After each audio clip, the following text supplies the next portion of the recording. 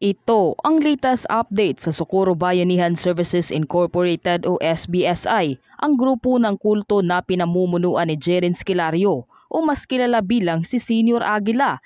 Isa-isa nang nagsilabasan ang ilang mga unseen footage sa Sitio Kapihan, ang grupo ng kulto sa Surigao del Norte. Kabilang na ang pinakahihintay ng lahat kung paano pinarurusahan ni Senior Aguila ang kanyang mga grupo sa tuwing ito'y magkakamali o hindi sumusunod sa kanyang mga gusto. Halina't sabay-sabay nating panuorin at alamin ang videong ito. Ngunit bago tayo magpatuloy, huwag kalimutang i-like, share, subscribe, and click the notification bell for more updates and for more upcoming videos. Maraming salamat! Sa kuha ng videong ito ng ilang kalalakihan sa grupo ng kulto ng SBSI na kuha mismo sa Sitio Kapihan, dito sa pool sa kamera, ang mga iligal na ginagawa ng grupo sa loob ng Sitio Kapihan. Napag-alaman na iligal na nagpuputol ng mga kahoy na magkuno ang grupong ito na hindi naman nila pagmamay-ari.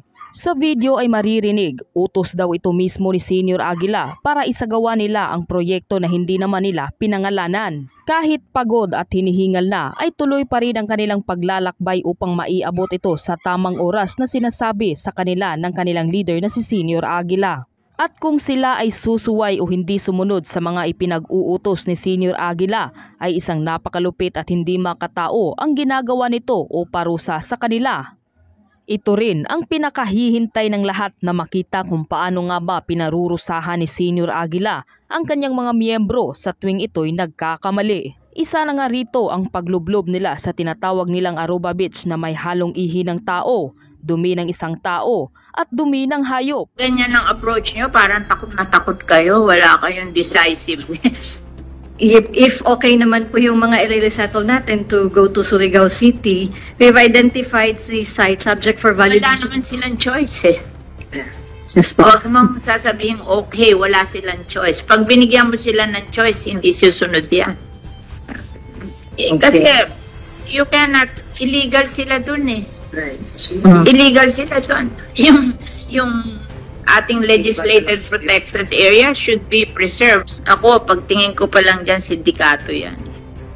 Kasi kung ikaw religion, hindi mo aapihin yung mga tao. Diba? Huwag nyo sasabihin na undecisive tayo. Diba? Hindi, baka pagtawanan ako pag gano'n ang sagot ko. Oo. Dapat, pagkatapos ng report mo, which established na talagang illegal sila, isa na lang ang naandon, then, what will we do? They cannot stay there because that is a legislated protected area. So, ang i-move natin is saan natin sila dadalhin? And this will build a housing project for them. Then, the SWD will take care of the children. And then maybe you can provide financial assistance para pag-transfer nila. Ganyan yan eh. You know, you have to be decisive kasi syndicate yan eh. Wala namang, kasi alam mo, yung tunay na nangangailangan ng bahay, bigyan mo ng bahay, tuwan-tuwa. Pero yung syndicate, pera, ang gusto, napakalaking pera. Pag ganun, ano na yun, dapat ikulong na yun. Yung reports